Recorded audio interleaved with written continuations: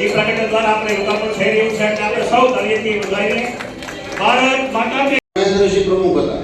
હર્ષદદાદા વખતે બી વાત ચાલી હતી. હર્ષદદાદા પ્લોટ જોયા પણ હતા. પણ આદરણીય ભાસ્કર દાદા સિવાય બધા તૈયાર છે. સ્વાગત છે ભાઈ, સ્વાગત છે અમિતભાઈ, આપનું સ્વાગત છે.